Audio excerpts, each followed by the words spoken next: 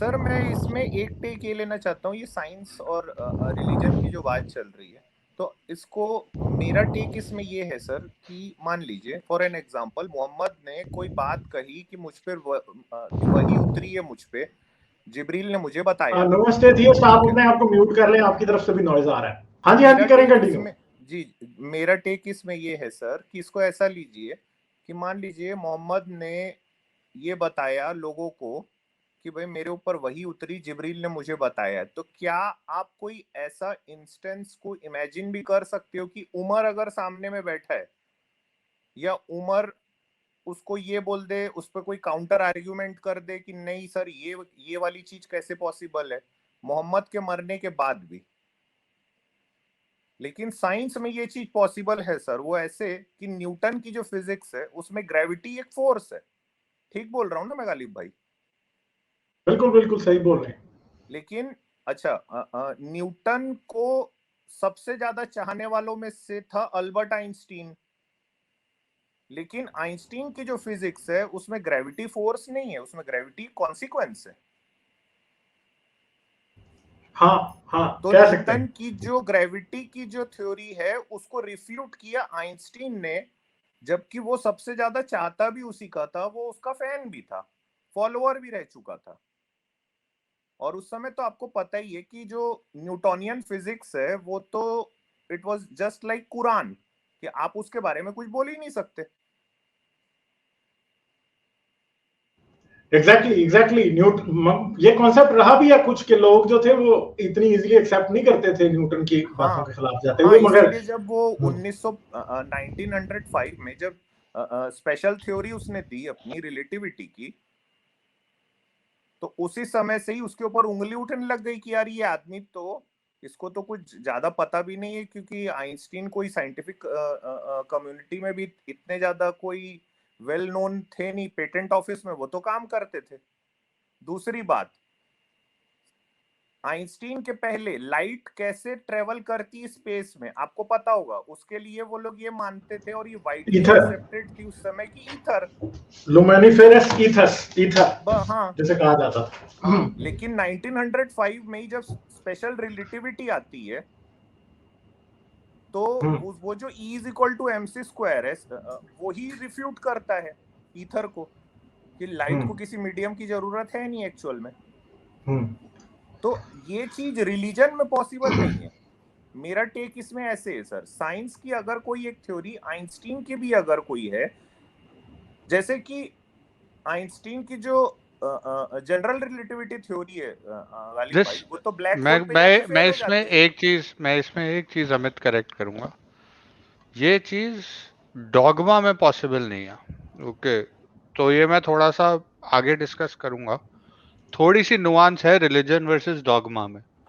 और डॉगमा में ये चीज पॉसिबल नहीं है। और आप बिल्कुल सही कह रहे हो, एक और एग्जांपल इसी चीज का है जिसने एक्चुअल रियल वर्ल्ड नुकसान पहुंचाया है साइंटिफिक प्रोग्रेस को।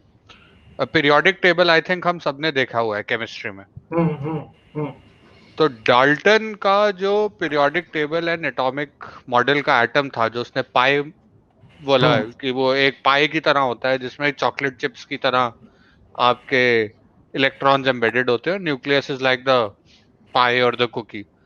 उस मॉडल के खिलाफ I think it was Mendeleev और समथिंग, मेंडलीव और इट वाज रदरफोर्ड, उन्होंने रिसर्च कर ली थी और 30 से 35 साल वो रिसर्च डाल्टन के खौफ में पब्लिश नहीं कर पाए थे, because Dalton had a reputation of destroying people who disagree, मतलब वो जो उनकी थ्योरी से डिसएग्री करते थे, डाल्टन उनके अगेंस्ट पर्सनल वेंडेटा चलाता था। That's something I have heard, I have not verified, to take it with a grain of salt.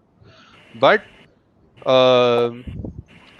मतलब 30 से 35 साल एक रिसर्च हो गई है जो बंदा इसलिए नहीं छाप रहा क्योंकि Dalton ism is like a dogma. Okay, और ये चीज अभी भी होती है कई लोगों में, लाइक कई साइंटिफिक डिसिप्लिन में जो उनके गुरु हैं उनके अगेंस्ट जाने वाले लोग डरते हैं, पर ये चीज साइंस को नुकसान पहुंचा रही है। ओके, तो हाँ, क्योंकि डॉगमा में साइंटिफिक ये प्रोग्रेस इस तरह नहीं हो सकता। डॉगमा में रिफॉर्म की, डॉगमा में पुरानी चीजों को ओवर रूल करके नई चीजों को स्टैंडर्ड बनाने की पॉसिबिलिटी नहीं है। और साइंस में ये चीजें हमें मिडिल स्कूल हाई स्कूल में सिखा देते हैं कि पहले एक का एटॉमिक मॉडल पढ़ाएंगे, बोलेंगे फिर ये गलत था, ये इसलिए गलत था, फिर बोर का पढ़ाएंगे। सारी गलत थ्योरीज भी साथ ही पढ़ा देते हैं। हाँ, और मैं एक बात कह सकता हूँ, शायद हमारी जिंदगियों में आइंस्टाइन गलत साबित हो जाएगा, क्योंकि अभी आपको पता है जो इस टाइम एक नई डिस्कवरी हुई है। हाँ, वो स्टैंडर्ड मॉडल के अगेंस्ट जो जा रही है। हाँ, तो ये बिल्कुल जो उन्होंने क्या यार वो किया है डिस्कवर, मेरे ज़हन से निकल गया। अरे अभी मैं निकालता हूँ, मैंने उसका पेपर भी निकाल के रखा हुआ है, 1 मिनट दीजिए मुझे।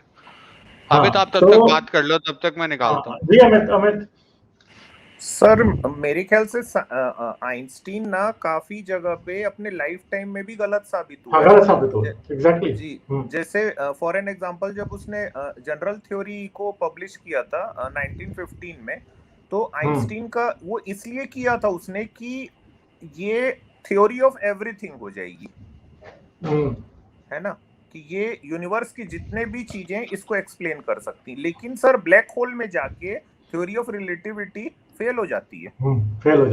एग्जैक्टली। और शायद काफी लोगों को यही नहीं पता है कि स्टीफन हॉकिंग फेमस क्यों है। तो स्टीफन हॉकिंग इसलिए फेमस है क्योंकि ब्लैक होल का जो इवेंट होराइजन है, मेरे को करेक्ट कीजिएगा गालिब भाई, कि ब्लैक होल का जो इवेंट होराइजन है उसमें थ्योरी ऑफ रिलेटिविटी और क्वांटम मैकेनिक्स का पे उसने काम किया है। हाँ, मगर थ्योरी ऑफ रिलेटिविटी जो है वो डार्क मैटर और डार्क एनर्जी के मामले में भी फेल है। जो स्टीफन हॉकिंग ने जो बात की है वो हॉकिंग रेडिएशन पे की है, और इंफॉर्मेशन का जो पैराडॉक्स है इस पे एक बड़ी अच्छी किताब है। तो ये हॉकिंग रेडिएशन शायद इवेंट होराइजन से ही तो आता है ना गालिब भाई, शायद जो ब्लैक होल के। जी हॉकिंग रेडिएशन इवेंट होराइजन से ही आता है। इस पे एक बड़ी मजे की किताब है, उसका नाम है द ब्लैक होल वॉर्स। उसमें वो एक वो बिग बैंग थ्योरी में, यार वो बंदा उस साइंटिस्ट के नाम का है जो मेन कैरेक्टर है, क्या नाम, हार्वर्ड ब्लूम है मेरे ख्याल है, जिस बंदे ने लिखी है। बड़ी अच्छी किताब है, मैंने बहुत अर्सा पहले पढ़ी थी। तो हॉकिंग रेडिएशन बेसिकली क्या है, होता क्या है, अब एक इंफॉर्मेशन पैराडॉक्स है, ठीक है, यूनिवर्स के अंदर। इंफॉर्मेशन इस चीज को कहते हैं कि यूनिवर्स में कोई भी चीज अगर, जैसे वो बेसिकली एक इंफॉर्मेशन को जाहिर करती है, ठीक है।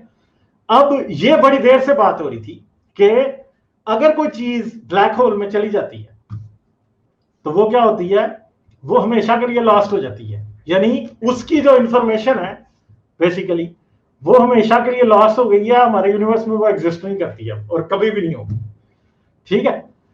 तो इस बेस के ऊपर उसने ये किया कि जब एक चीज ब्लैक होल के अंदर गिरती है तो क्या होता है। ये एक थोड़ा कॉम्प्लेक्स प्रोसेस है कि एक तो ब्लैक होल की सरफेस के ऊपर वो चीज इम्प्रिंट हो जाती है और दूसरी 2 कॉपीज बन जाती है, अंदर चली जाती है। काफी कॉम्प्लेक्स किस्म की ये बातें हैं, शायद नुआंस एथियस्ट इस पे इंफॉर्मेशन पैराडॉक्स पे ज्यादा बात कर पाए। मैं इसमें थोड़ा सा सिंपलीफाई कर दूं क्या? कर दे। होराइजन है ना, उसमें क्वांटम इफेक्ट होता है, हाँ, ठीक है, जिसके कारण वो जो रेडिएशन है वो एमिट होती है। तो इसके पहले ऐसा माना जाता था कि ये जो ब्लैक होल है पता नहीं इसकी लाइफ होगी कि नहीं होगी कि क्या है, लेकिन हॉकिंग रेडिएशन ये बोलती है एक्चुअल में कि हॉकिंग रेडिएशन के कारण में ब्लैक होल जो है वो इवेपोरेट होता चला जाएगा। इवेपोरेट हो जाएंगे कैसे, इवेंट होराइजन पे, और क्वांटम फ्लक्चुएशन को भी ये साबित करता है ब्लैक होल कैसे। अच्छा, इसमें सॉरी गालिब भाई, मैं आपको एक ट्रिविया है वो भी शेयर कर लेता हूं मैं। कई लोगों के दिमाग में ये रहता है कि स्टीफन हॉकिंग को नोबेल क्यों नहीं मिला। तो स्टीफन हॉकिंग को नोबेल इसीलिए नहीं मिला क्योंकि नोबेल उन्हीं को मिलता है जो कि कोई एक ऐसा आपने थ्योरी या कुछ ऐसा आपने काम किया है जो कि प्रूव करके दिखाया जा सके। अब चूंकि ब्लैक होल की इवेपोरेशन तक हम लोग जिंदा भी नहीं रहेंगे, तो इसलिए स्टीफन हॉकिंग को नोबेल नहीं मिला। ये एक ट्रिविया है ये। मगर इवेंट होराइजन के ऊपर, इवेंट होराइजन एक ऐसी चीज है जो बहुत वेल डिफाइंड होता है ब्लैक होल का, ठीक है।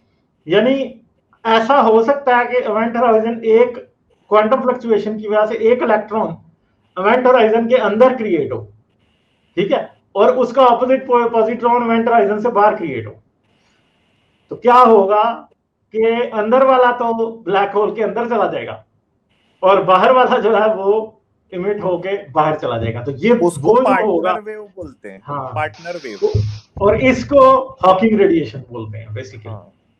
तो जो एक पार्टिकल जो अंदर गया है वो जाके किसी और पार्टिकल को डिस्ट्रॉय कर देगा अंदर, इस वजह से ब्लैक होल इन इटसेल्फ खुद ही खत्म हो रहे हैं, ये बात है, हो जाएंगे। और इवन के आज से कोई 1000 ट्रिलियन साल बाद यूनिवर्स में सिर्फ ब्लैक होल्स होंगे जो कि सिर्फ जो है ना वो हॉकिंग रेडिएशन इमिट कर रहे होंगे, इसके अलावा कुछ होगा ही नहीं यूनिवर्स में। जो हमारा करंट नॉलेज है वो ये कहता है, और इसके अलावा सब चीजों की हीट डेथ हो चुकी होगी।